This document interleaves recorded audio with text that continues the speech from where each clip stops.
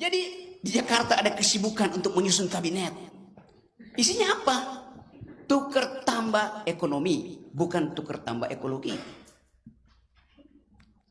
Jadi dari awal kita bisa bayangkan kerusakan ekologi kita akan menjadi-jadi di era berikutnya.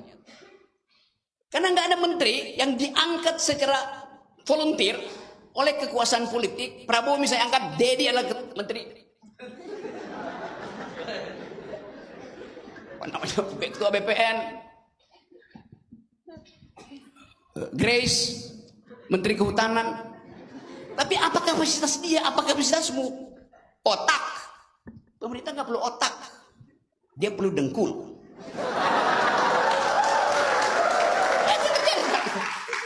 Karena itu Anda akan lihat kabinet itu isinya adalah dengkul ketemu dengkul. Di sini otak ketemu otak. Jadi kita lihat kontras yang memungkinkan kita marah. Tapi kita sekarang berpikir kemana kemarahan itu kita muarakan ke dalam politik alternatif. Itu pentingnya membentuk kekuatan untuk mengatakan tidak pada birokrasi, tidak pada oligarki, tidak pada. Belum ada potretnya ya, belum diganti.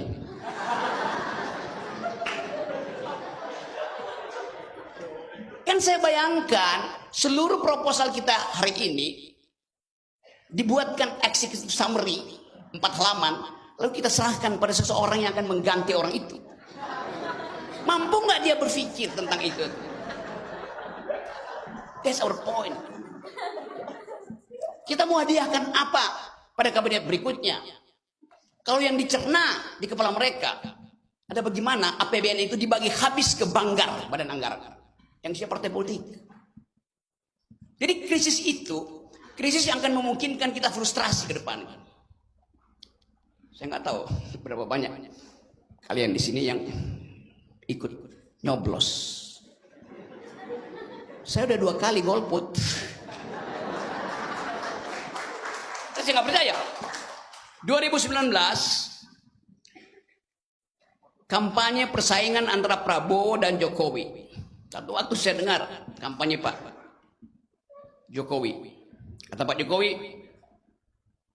saya akan mencetak 20 juta hektar sawah. Oke. Pak Prabowo dengan cerdas menghalangi jalan pikiran itu. Dia bilang begini, Anda Pak Jokowi mau bikin sawah 20 juta hektar, airnya dari mana? Lalu Prabowo bilang, saya akan membangun 20 dam besar di Indonesia. Oke.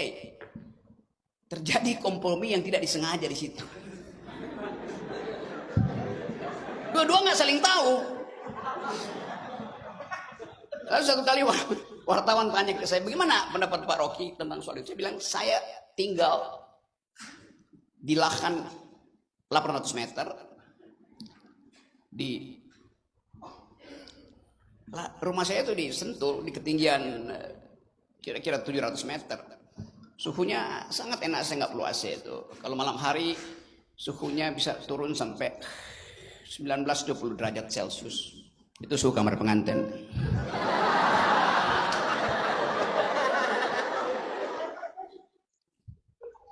Jadi suatu ditanya begitu, saya bilang, waduh, kalau saya pilih Jokowi, dia akan ambil tanah saya untuk bikin separuh itu untuk bikin sawah. Kalau saya pilih Prabowo, separohnya dia akan ambil untuk bikin bendungan. Jadi dua orang ini akan mencaplok tanah saya. That's the logic of ecological mode of thought. Itu dasarnya kan. Kemampuan kita untuk mendalilkan. Apalagi pula ini ada telepon. Bentar.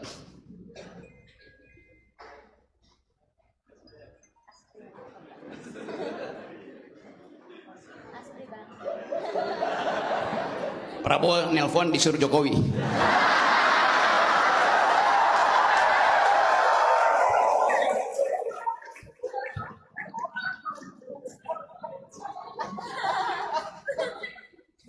Mungkin ada intel di sini melaporkan ke istana.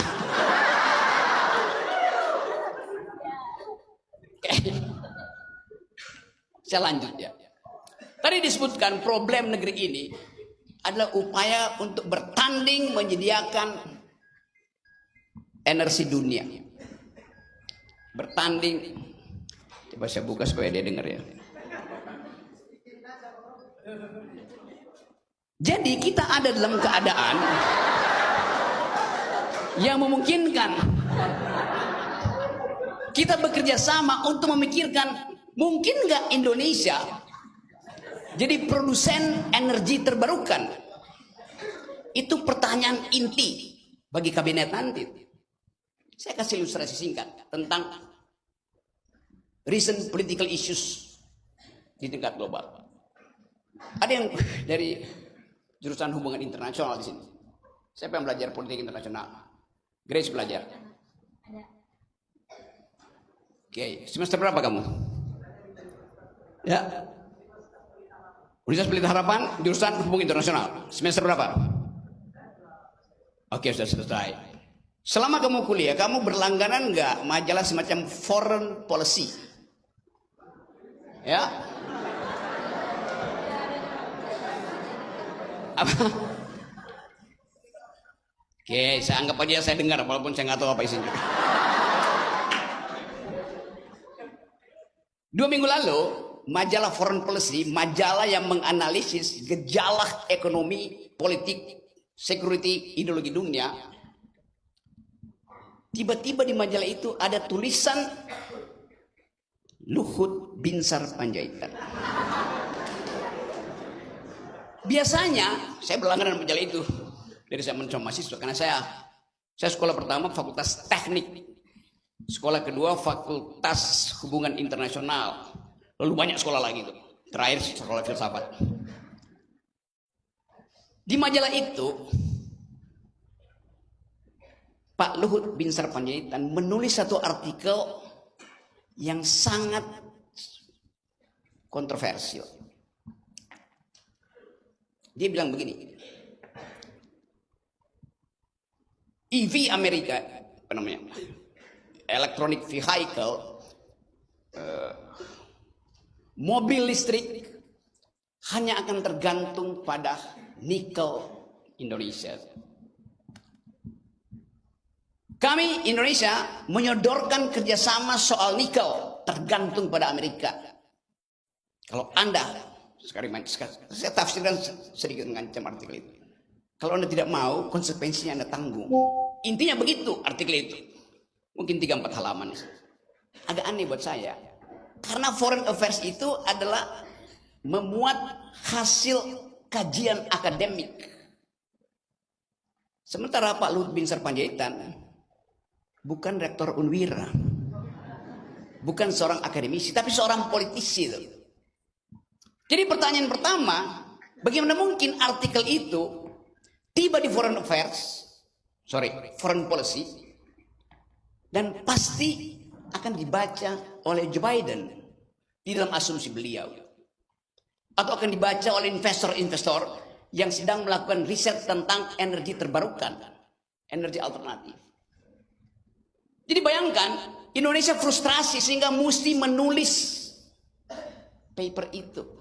Mungkin Pak Jokowi udah kesel karena ditipu terus oleh Elon Musk. Terakhir ditipu oleh Apple. Maka dia ancam Amerika dengan pikiran yang seolah-olah akademis karena ditulis di jurnal akademis, padahal itu ada proposal politik, juntok proposal bisnis. Jadi Anda bayangkan bagaimana proyek energi Indonesia itu bahkan diupayakan untuk dipamerkan, dijual murah dengan artikel semacam. Mungkin itu artikel sponsor aja, saya nggak tahu. Mungkin ada orang yang buatin itu atau redaksi menganggap ya muat aja lah buat sekaligus nunjukin bahwa ini kebodohan Indonesia, begitu tuh. Satu waktu kita akan tahu apa motif itu. Jadi Indonesia frustrasi karena nikelnya itu di dalam penelitian dunia tinggal 8 tahun habis nikel itu. Akibatnya apa? Semua pemain nikel berupaya untuk mengeruk lebih banyak lagi karena tahu akan habis. Perspektif ekonomi yang bertentangan dengan proses ekologis. Mestinya kalau tinggal sedikit jangan lagi dieksploitasi. Kan begitu rumus oikosnya.